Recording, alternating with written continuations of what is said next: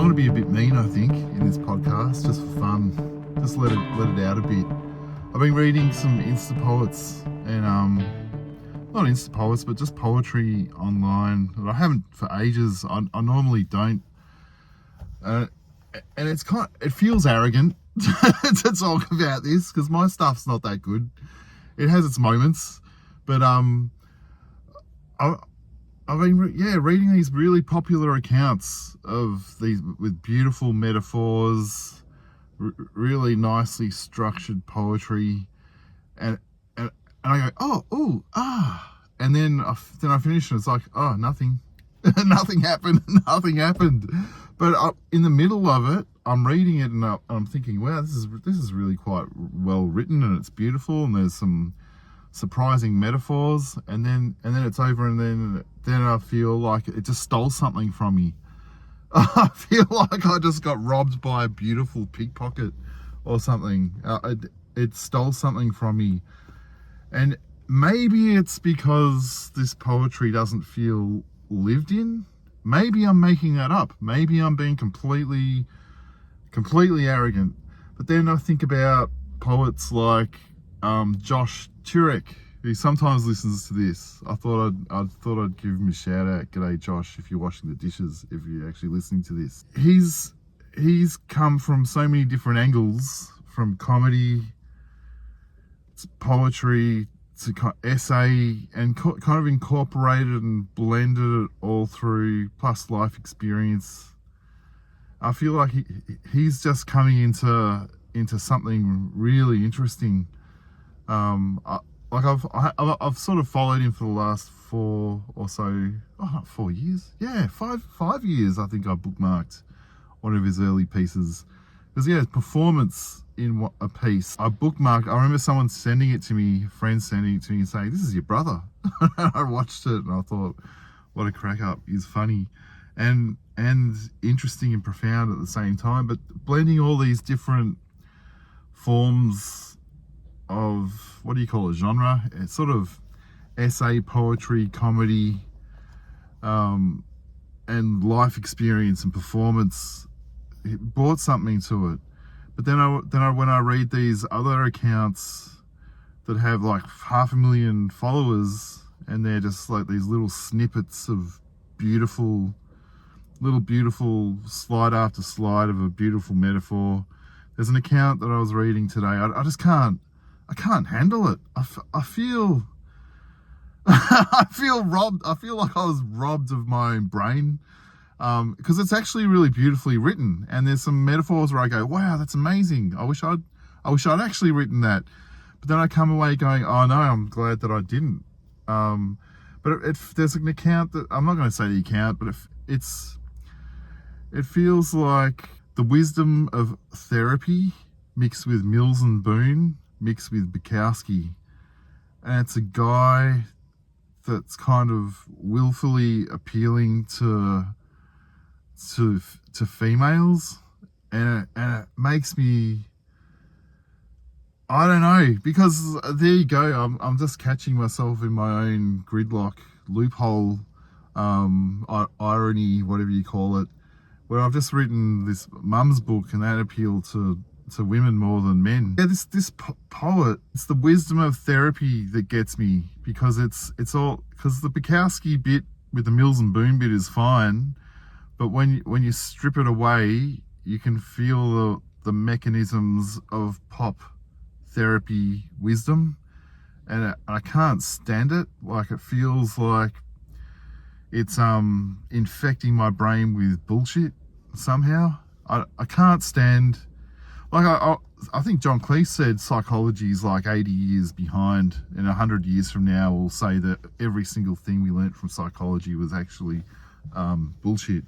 And I feel that in my gut. A lot of it feels like complete bullshit, like teachers now quitting their jobs because they can't control kids. That's really like a safe space for chaos. So there's this therapy culture that feels all back to front and the wrong way around, and it has good intentions, but yeah, these poetry based on, that has the inner workings and wisdom of therapy that just pop through. it feels like there's no lived life where they haven't sorted it out themselves, they haven't worked it out themselves. But yeah, you can feel a lot of beautifully written poetry that you peel off the sparkly words and the beautiful metaphor and all that sort of stuff, and you can feel this wisdom beneath it that's borrowed or it's same old story shit of therapy culture wisdom.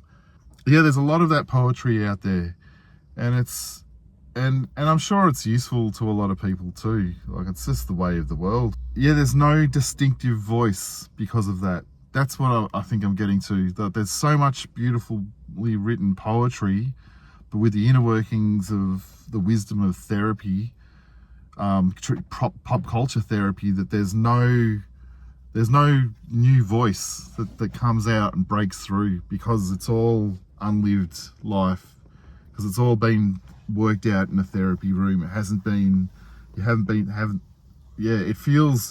just feels battery hand sort of shit. With therapy culture, there's also the Botox culture, and I almost feel like therapy culture is kind of plastic surgery for the mind. Everyone thinks the same, everyone has the same solutions to the same problems, and no one's thinking for themselves. With comedy, I kind of feel like there's a lot more invention involved. You have to deal with life yourself to get through. With a lot of poetry written these days, it feels like a glorified journal from a therapy session. That's how I feel about nearly all poetry that I've read in the last few weeks on Instagram. Yeah, that's really popular, and it's actually really popular. So if you want to be really popular, make poetry with therapy wisdom, and you're going to do all right. It's been useful to me too. While it's kind of stolen something from me after I've read the beautiful words and I felt like I've just been pickpocketed, it's also given me a chance to go look at my stuff and go, oh, that's my voice. I'll read all these poems. They all sound slightly different, but they all borrow from the same pop culture wisdom. And I look at my stuff and I go, oh, that's why my stuff's different. That's why my stuff's, that's what makes me me. That's what makes me with my voice. You just don't borrow from the same stuff that drink from the same well that everyone else is drinking from. It's been useful for me because I've worked out, okay, that's what makes my stuff my stuff. I'm not drinking from the same well as all this poetry based on that same kind of stuff that you hear over and over again. And yeah, it's the longer pieces that I've been writing in the last little bit that give me a sense of my voice and who I am, rather than the little bite-sized meme kind of things. It's funny because one of the things that I wrote that's going to be in the new book is swapping my twig for a mobile phone for a day, and how it recharged me and all that sort of stuff. And that went viral when I first posted it. And it's done it again, and it's quite a long poem, if you call it a poem, but it's sort of somewhere between a comedy rant and a poem. But that kind of feels like my voice. That's closer to my voice than my shorter stuff. But I was surprised that someone wrote beneath it, I love this meme. They called it a meme, even though it's a whole paragraph of words. It's a whole slab of text. Yet it was called a meme. So I love the idea that my voice is sort of turning into this thing that's not these paragraph long rants, and that's almost becoming my weird new thing that I'm just discovering by just doing them, and people are reading all the way through them and enjoying them. And I love that. I love that people are calling it a meme, this long-winded rant. It makes me feel, who said people don't have attention spans these days? That's almost is the thing that I'm starting to own. These long-winded, all caps, paragraph, slab of text rants. And I didn't realize that was kind of my voice until I've just done a whole lot of them by accident because I was having a lot of fun with them, and I've landed in them. So that's a bunch of those are gonna be in the second book with Andrews McMeel, which is going to be fun, rather than these little bite-size quick one-liners with all the emotional nutrient of chewing gum. Those longer-winded rants without the philosophy or wisdom of pop therapy or therapy speak or whatever it's called these days. In other news, today's the last day I've got until I've got to hand in my second book to Andrews McMeel. You're going to be okay because you're fucked no matter what. And I'm looking through it and I'm tweaking it and I'm mucking around with it and I'm playing with it and I'm trying to get it to just a point where it's okay.